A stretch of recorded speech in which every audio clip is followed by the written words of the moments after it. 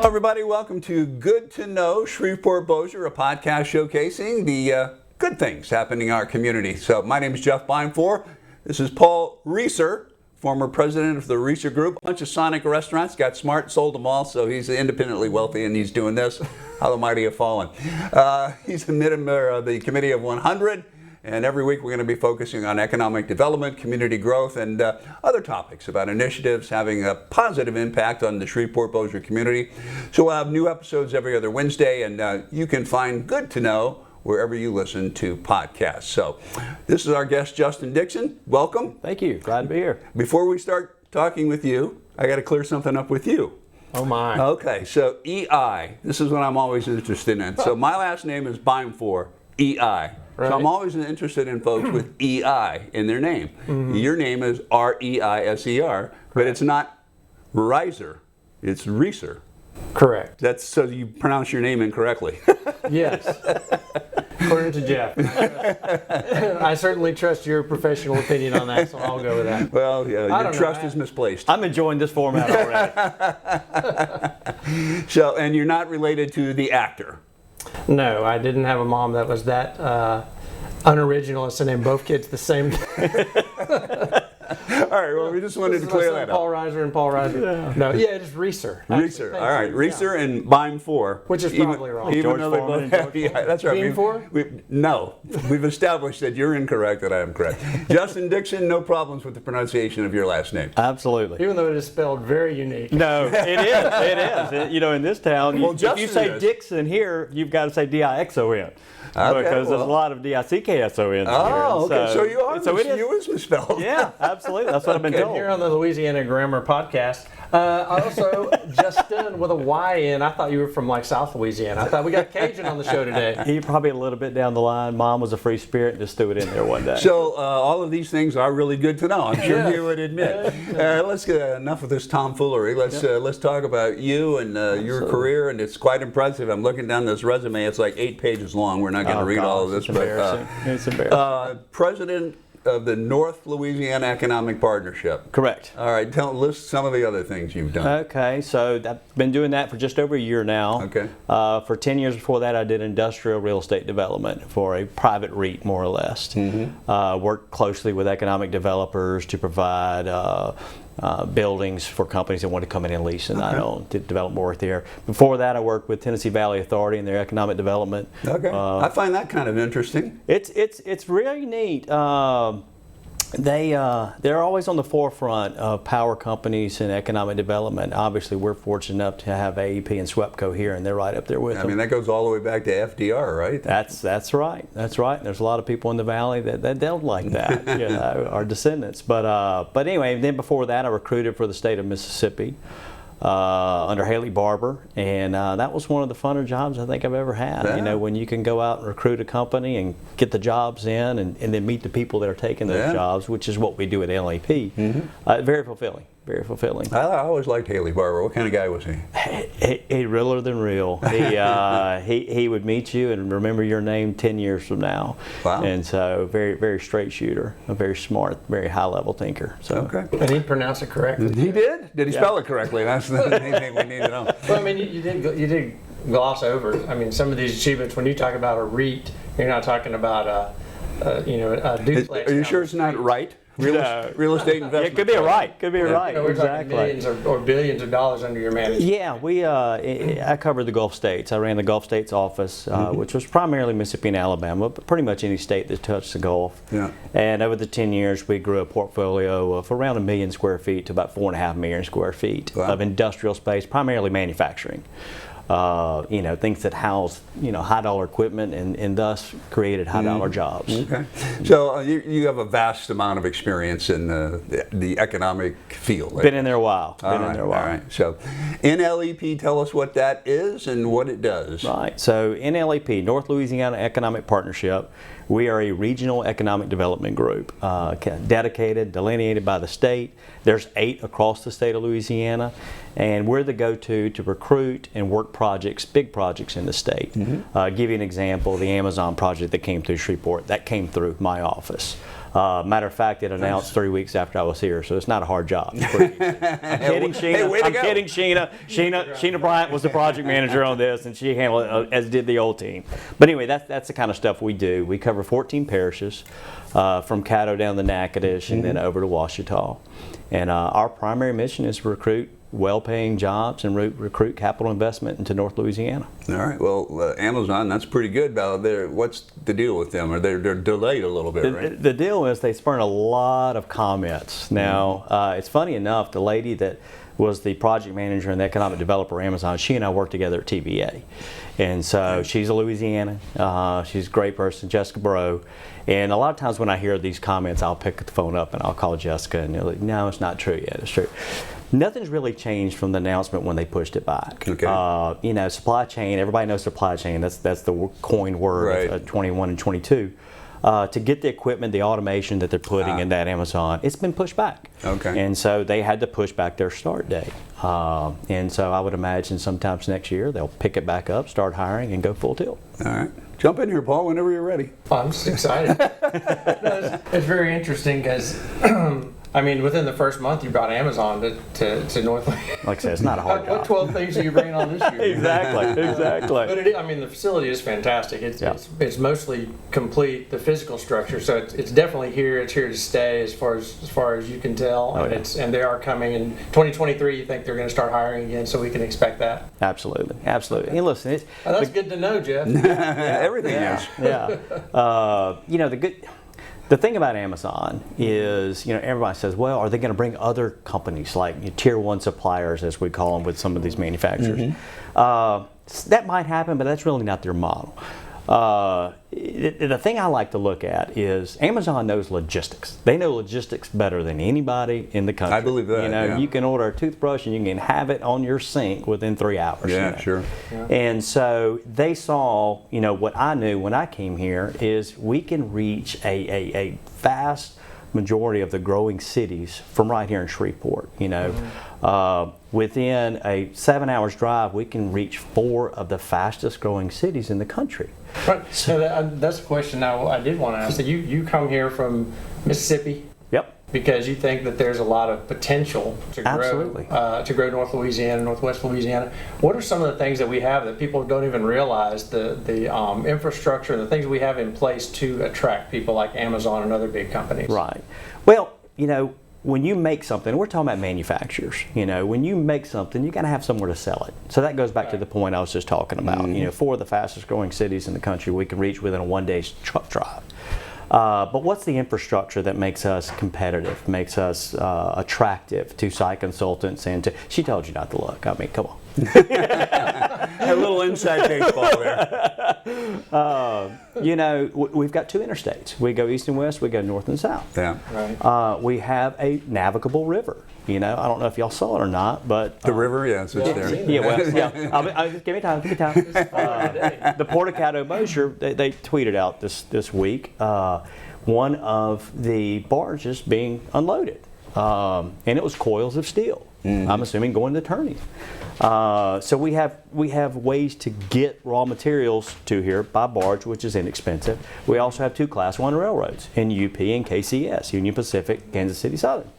And that's great, once again, to get raw materials in inexpensively and get finished products out.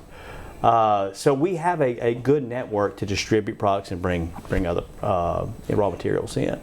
We're a big city. We're an MSA. We've got 500,000 people that you can reach within an hour's drive. And we've done all that data, and we share this with all the companies that we work with.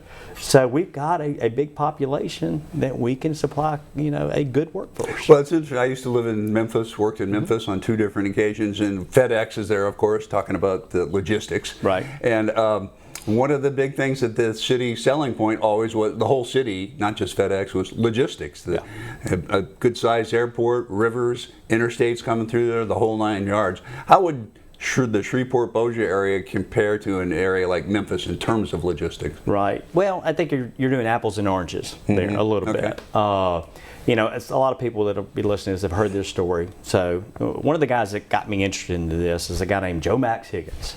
He's in the Golden Triangle of Mississippi. Columbus, West Point, Starkville. 160,000 people total in this 3-county area. They mess up and they call it counties over there. They don't understand. But anyway, How dare they? Yeah, exactly. Over 14 years, he recruited over $7 billion worth of industry and over 10,000 jobs, averaging north of $60,000 a year. Wow. The reason he did that is he's got a river similar to ours. He has Class 1 railroads similar to ours. He has universities similar to ours. Community colleges trained similar to ours. He doesn't have an interstate. And we have 2. Yeah. He's got a highway. His nearest interstate is an hour away. So that's probably a better comparator. Okay. And we should be able to not just compete, but win against something like that has been successful. Yeah. So, so Louisiana beats Mississippi in terms of logistics, right? There you go. There you go. And SEC football, but we won't go there. There you go. Hey, I'm a Louisiana now. I don't care. Absolutely. No, that's just silly. Oh, no, it is.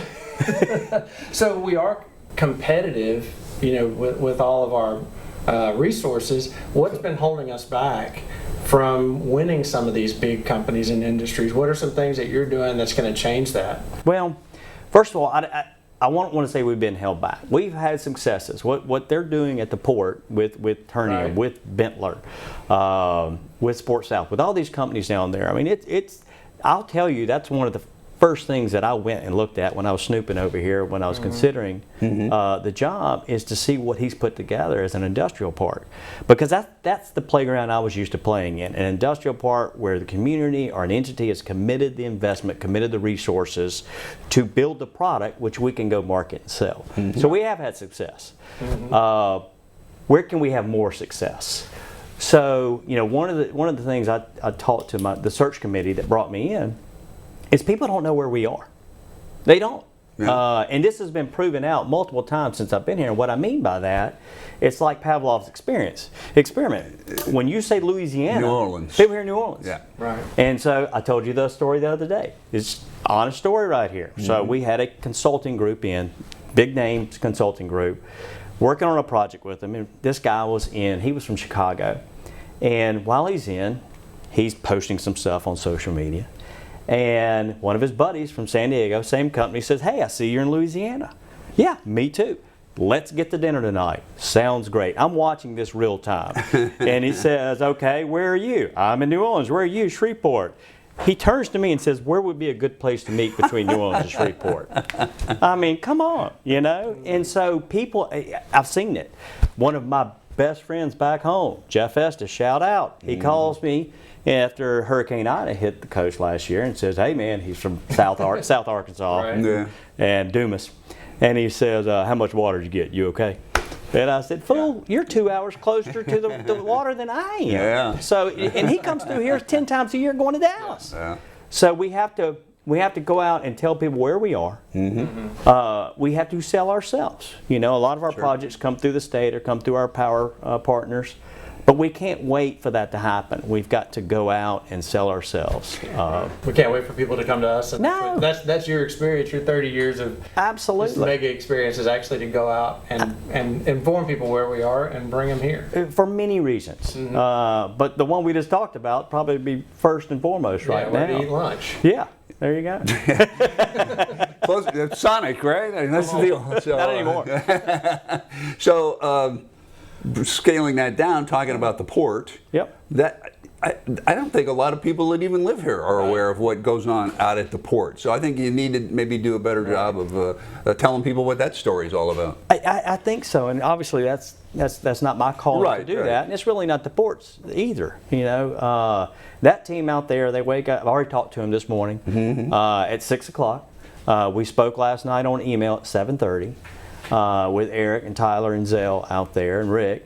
And they go to work every day trying to make this a better place to recruit. Yeah. And that's their job. That's what they do. Our job is to go out there and tell that story and to get people to see what's going on. So yeah, you're right. We should be proud of what's going on down there. It's a lot of capital investment and a lot of jobs going down there.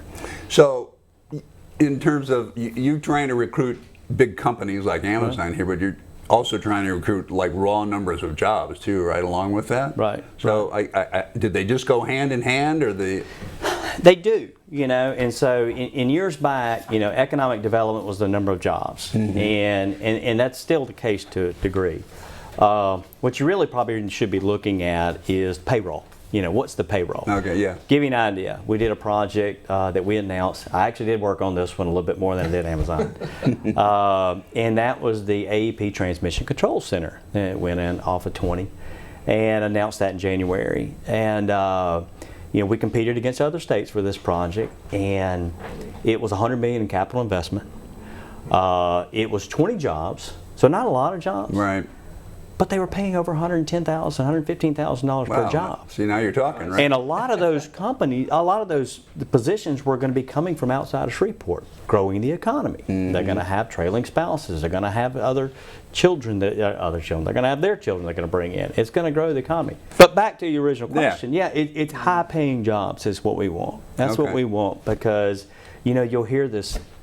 You hear a narrative across the country that we need a $15 an hour minimum wage. Yeah. Let me tell you, that's here. That's here. Right. We had a company came to us 3 or 4 months ago, and they said, we want to bring 170 jobs, $12.50 an hour with no benefits.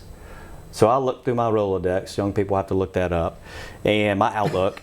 and I said, who do I dislike the most in the economic development? And I gave them their number, because nobody's going to answer that phone call. Yeah. It doesn't work anymore. If you're not paying $15 an hour, you're not surviving. But we're talking the $20, $25, $35 an hour living wage, real living wage. Yeah. That's what we're recruiting. Yeah. Okay. And I think it's too. You were talking about. Well, the other day we were talking about the excess infrastructure that's kind of left over from the AE-SWEPCO deal you were just talking about. Can you talk about how things that are developed now are also leading the way for new things in the future? Absolutely. So it is very timely.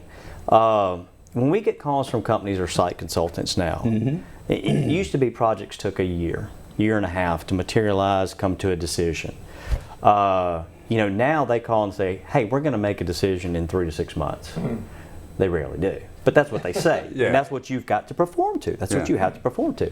So you need to have the land identified. Kind of like the port does, and not just the port. Greater Bossier, they do the same thing. They identify land, they control land, they further improve the land with utilities.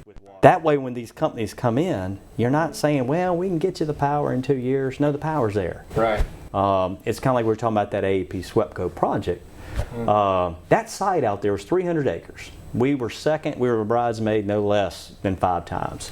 Yeah, so even though we're not seeing a lot of things materialize, we're in the running. Oh, yeah. We're getting close. We're getting national recognition. And you make it to number 2, though, that's got to hurt. It's a zero-sum game. I mean, you can spend lots of money, get to the end, even be the chosen site, and they pull the plug on the project. That's got to be tough. It's really tough. It's kind of alluding to, I had one of these happen. Okay. And I was on vacation. We got the phone call, woke up to a text that says the project's dead. Oh. And Can you tell us which one it was? no. Okay. And I had to ask. yeah, you had to, and I appreciate that. And in the end, it was paused. They're kind of concerned about where the economy's going. At this time, it was a while back. Yeah. And I go for a run that morning. And I stopped from a run to a walk, and then walked to a stop. And Right. then I was looking for a bush to lean over. Yeah, I got you. Because you put everything into it, Yeah. But that's the name of the game. We understand that. But if you keep getting enough attempts, you find out why you're losing these. And let me go back to that. With that site out there, which is now Resilient Tech Park, we were second because we didn't have the infrastructure in place. We didn't have the water, we didn't have the sewer, we didn't have the power. And so with this project, we were able to run all of those utilities into it, but we only took 40 acres of a 300-acre site.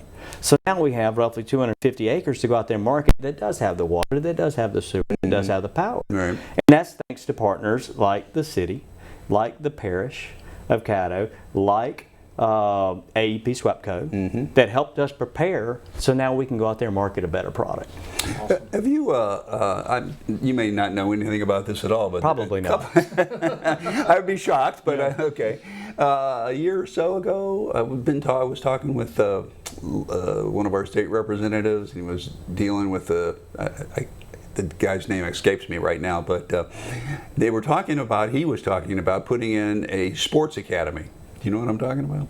similar to the IMG Academy down in Florida. Right. And right. I mean, I talked to that guy, and he was gung ho. It sounded like it was ready to go. Right. And then nothing has ever happened. I'm not privy to it. Okay. All right. I've heard of them before. That's a little bit outside. Now, we will go and support projects like that because they do create high-paying jobs. Yeah, it would have been a really and cool. it creates quality of life, which we have to sell. Right. Our quality of life here. Right.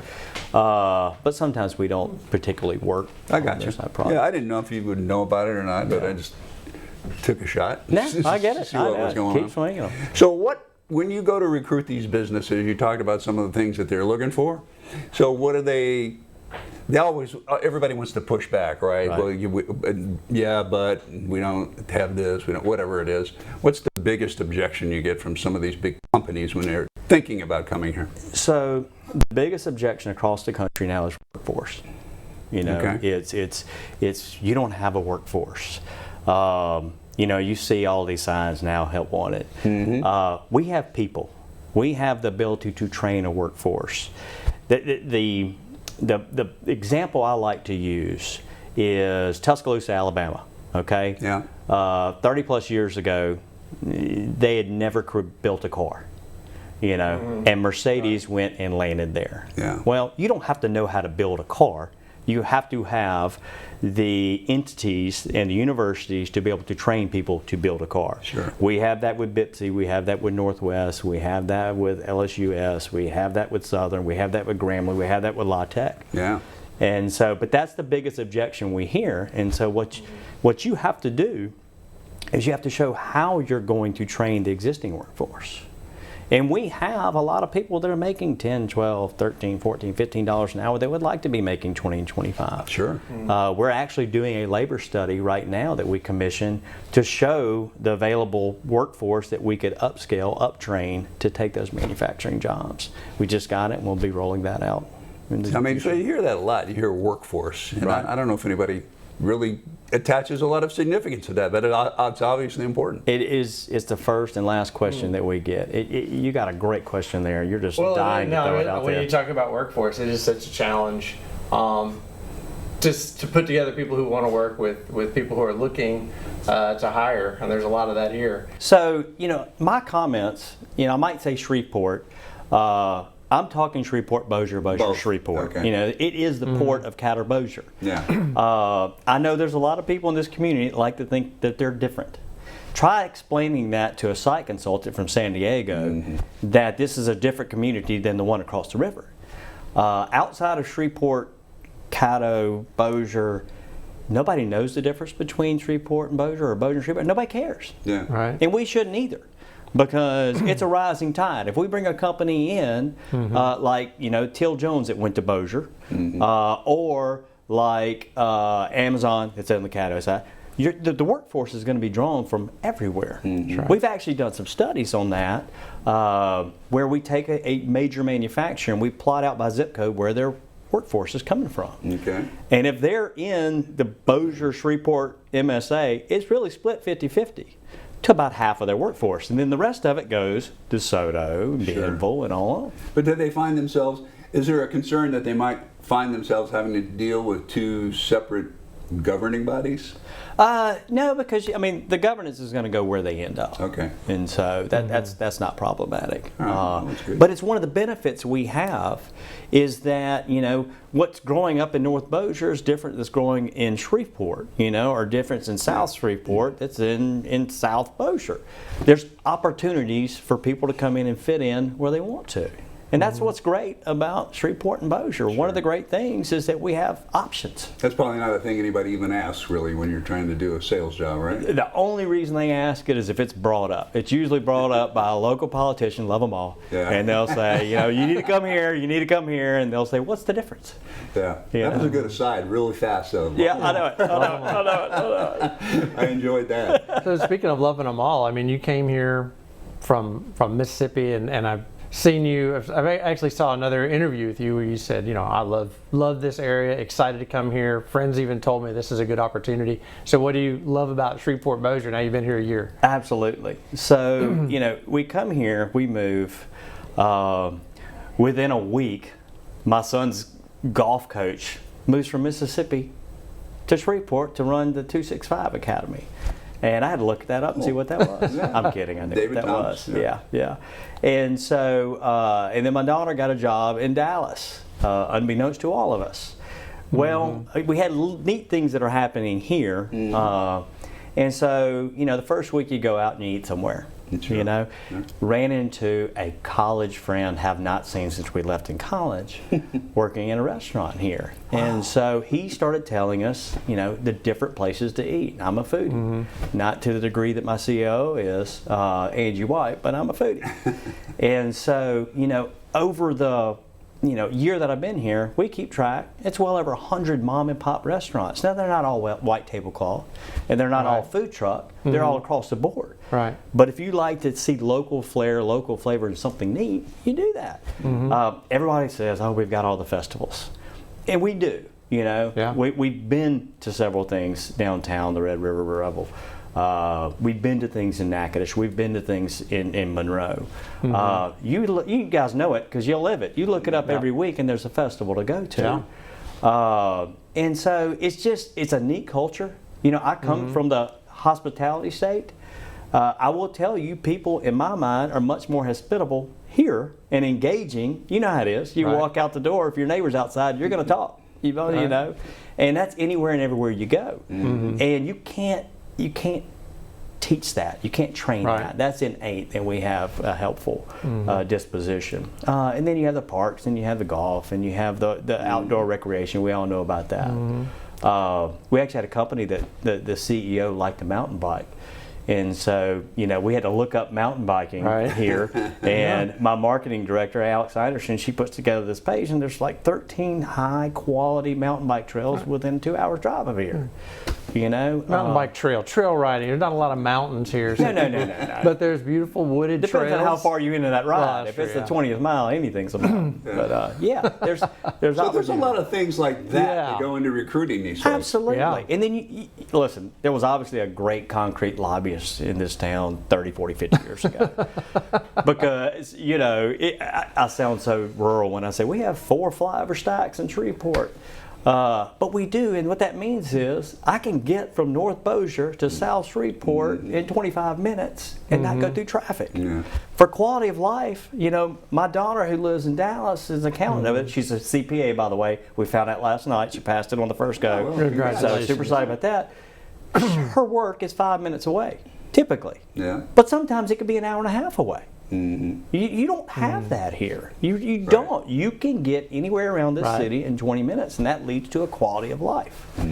So, great things. All right. So they're looking for more than just workforce and stuff like that and land sites. They're looking for that kind of stuff. You got to have a happy employee. Yeah. You got to have things that are going to make them happy. So this is important, Mr. Foodie. Oh, yeah. Give me a recommendation of a couple of local spots.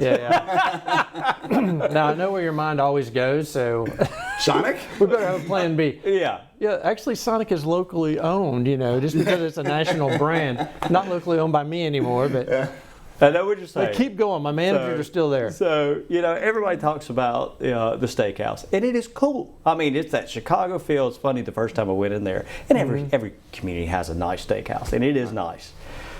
But before we went in, my wife said, man, look at all the TVs that are in this nice steakhouse. And I said, baby, this is Louisiana. They take their sports more serious than anything in the world. You are not going to be anywhere without a TV. We're talking about Superior Steakhouse in Shreveport. Superior Steakhouse. And there's a nice one in Bossier, too. Right. Two Johns. Two Johns. Love it. It's fantastic as well. But then you can drill down into the Key Mexico, into the Cush's. I love going to Cush's and having a sandwich there. It's just, it's a cool atmosphere. It's different than anything else Definitely we've got. Yeah. And I'm going to upset everybody if I don't name them out. So I've got a list here. You don't want the whole list. I just wanted a couple of what you like. Yeah. But there's a lot of great places. So those are good. So when those folks come, are they asking about stuff like that too? Yeah. Where's a good place to eat? So we had one project that came in. We're still working it. They've been in 5 times. And they're usually staying overnight. You've got to take them to dinner 5 times. Yeah. And we went to the steakhouse. We went to Ernest. We went to Two Johns. Went to Cush's one time. Went to Lucky Palace. Went to Lucky Palace. Lucky Palace. Fantastic. The But it's food cool. there is fantastic. The outside is deceptive, you know. Yeah. But I didn't notice. You've never been to Lucky Palace? I know where we're going to lunch. Okay. Yeah, I didn't on. notice. You're buying. You didn't notice? I told you, I walked in and walked out. I had to go make sure I was in the right if you want to place. give them that Louisiana flair, because everybody comes in this, I want Louisiana flair. So you can go to Bojack's, which is really cool, right there in the East Bank District. Love it, love it. But lots of opportunity, you know, and it's that mom and pop, you know, flair, that pride that you don't get in a lot of the big chains. So what's on the docket right now? Can you tell us about any projects you're currently working on? I will tell you about all of them with list of address and emails. I'm kidding. That's what everybody wants. I get that. And date, and opening date. And opening date. We have multiple projects all the time that we're working across I-20. Right.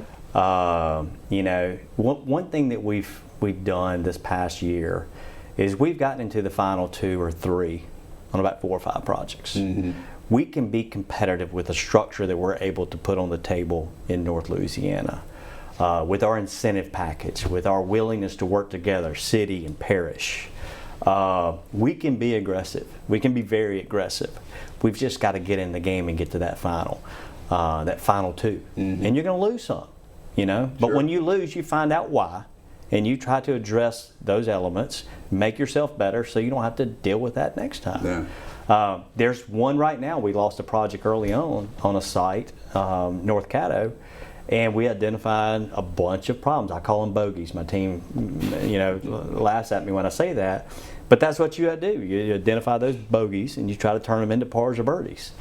And we're actively going through the process of fixing some of the problems that we had so we don't have to address them next time. They're handled. So there's a lot going on. That didn't really answer your question. Well, we're paying for north of $5 billion worth of projects and probably close to 5,000 jobs. Well, that kind of answers the question. Yeah. I mean, you don't have to get specific with names, but those are some pretty impressive numbers. And let me tell you what we mean by playing for them. You know, we get what's called an RFP, request for proposal. We get them in weekly. Until you start having interaction with a company, it's not a viable project. When the company starts coming back to you and asking for clarifying questions, where's the power line, where's the water, where's the sewer, where's the workforce, that's when we're engaged. And so, you know, we probably have 10 projects that we're actively working right now. So there's still a lot of economic development happening, you know, nationwide, and people actively looking to grow their companies all over. It's not, the world's not just coming to an end. There's actually growth potential. Absolutely. And listen, you know, recession, we're going to be in one, we're not going to be in one. You know, eventually we're going to be in one. Right. You know, we're not worried about that. We know if nothing else through COVID is we need to be manufacturing things more in the U.S. Right. And why not manufacture it in a place like North Louisiana? Once you build it, you can get it to major MSAs, Dallas, Memphis, Atlanta, all within a one-day's truck drive. And so that's what we're preparing for. We're seeing more and bigger projects come down the pipe, and that's what we're expecting. Is the inflation situation holding down these big projects or not? I haven't seen it. Okay. I haven't seen it. You know, that the uncertainty has got a little of them kind of scratching their head trying to figure that out. Right. And I know you don't do this on your news channel, but you know, sometimes you look at the news and you see bad. No, we never do that. No, that's why it's fun to see what's good to know. That's right. So what can we do as a community? People that are watching or listening to this show and they're like, man, this is exciting. There's things out there, things maybe coming to Shreveport-Bossier. What can we do as, you know, local citizens to help, or how do we get involved, or can we do anything? It's a great question. Great question. Come on. You hear that, Jeff? Listen. I did. I chose to not listen. No. It is the number one question. You know, we've got to get rid of that woe is us-ism. Yeah, there is a lot of that. There is. We've got to stop worrying about where the grass is greener. We've got a very nice place to live, a high quality of life. When these companies come in, sometimes they've been here 3 or 4 times before they ever pick up the phone and call NLEP. They'll go into the Hampton Inn and say, hey, we're thinking about moving here. And if that person working there doesn't say, oh, that's great, let me give you some ideas, they're going to register it. If they go into our beloved restaurant, I won't say anyone, and they say, oh my gosh, why are you moving to Shreveport? You know? Well, they register that too. Yeah. So you got to realize, you can't keep keeping us down. We've got to start looking toward the positive. And there are lots and lots of positive. Really let me tell you, I love the company that I was with. I got an open door. I can go back anytime. I will not do that. When I left that, it was a committal to do something bigger and better. Okay. And I would not have come here if I didn't think we could. There's a group in the community, 30 to 40 business-minded individuals that I talk with on a daily basis that are propping up NLEP, that are propping up North Louisiana. It's a groundswell. I think things are going to change. I really do. I know they are. Fantastic. And that is good to know. And with that, we've been going on for about 40 or so minutes, so I think we're going to put a wrap on this. What do you think? Fantastic. Sounds great to me. Thanks for being here. Jeff, thank you so much. You're I a great appreciate you guest. having me. Absolutely. Man, Tell people thanks. Thanks for coming over. I appreciate it. I Great enjoyed being it. the Sonic guy. All right, for Paul and Justyn, I'm Jeff. Thanks for being here, everybody. Thanks for joining this podcast of Good to Know Shreveport-Bossier, brought to you by the Committee of 100 and KTBS TV. And remember, tell your friends and colleagues about the podcast, as we'll have new content every other Wednesday morning. And for more information, you can check us out at goodtoknowsb.com. So have a great day, and let's all continue to make Shreveport-Bossier the best it can be. Have a good one.